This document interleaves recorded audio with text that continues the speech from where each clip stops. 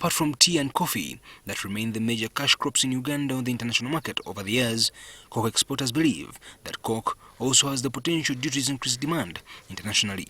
Wilfred Alganyira, the ESCO branch manager in Bundibugyo, one of the cocoa exporters, says Uganda's favorable soils and conducive environment has not been utilized fully. We see many people demanding for cocoa. Actually, the demand is limited the demand is high compared to the supply. Alganyira adds that despite efforts by exporters to improve the sector, more needs to be done, including government will, to improve the sector. There's a little done by the government to assist us to train the farmers, because basically this is done by ESCO.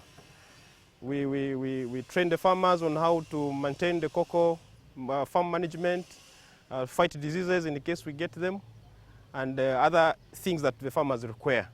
The biggest buyers of cocoa in the Bundibugyo district include ESCO Uganda Limited, Olam, Ugaden, Agrocop, Vanish, and UCCL Blackham. Cocoa from Bundibugyo is the best cocoa on the world market because of the soils. And it has attracted many buyers in Bundibugyo. Especially here we have about more than 10 companies buying the cocoa. Exporters buy already fermented cocoa from farmers, process it, and then export it. So what we do, of course, there are those farmers who may not maintain to dry the cocoa up to 7 days or 4 days because they want to get quick money. We also encourage them to bring the cocoa wet as it is, because we have the facilities around where we can dry the cocoa, and we have the machines where we can dry the cocoa further up to the required moisture. Cocoa is an international traded commodity, and nearly all cocoa beans produced in Uganda are exported. However, they are worried of the deteriorating cocoa quality due to the competition between exporters of cocoa and poor methods used in fermenting and drying it. So because we are many, there's a lot of competition, and then farmers have not have retarded in maintaining the quality.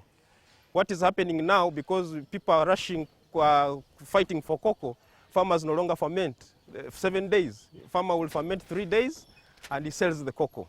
But at the end of the day, it will affect the market, because when it reaches there, the quality keeps deteriorating, because farmers no longer ferment, and then maybe drying, and they may be removing dirt. If you can look at this cocoa, you see that it has some dirt. So that's the challenge we see now as number one. To save the situation, they have invested in drying materials and sensitizing farmers on better practices. So we imported the containers of tarpaulins and gave farmers at a fair price. So I should say 95% of the farmers in Bundibugyo have tarpaulins where they can dry the cocoa. And those who can afford the racks have the racks. And we have also supported some, especially those with big gardens, and we have given them racks at their homes where they can dry the cocoa. As prices of cocoa keeps rising, this has threatened food production, as many farmers prefer cocoa from another crop, which can cause food shortage in the region. Because farmers have planted cocoa everywhere, they have no land where they can plant food.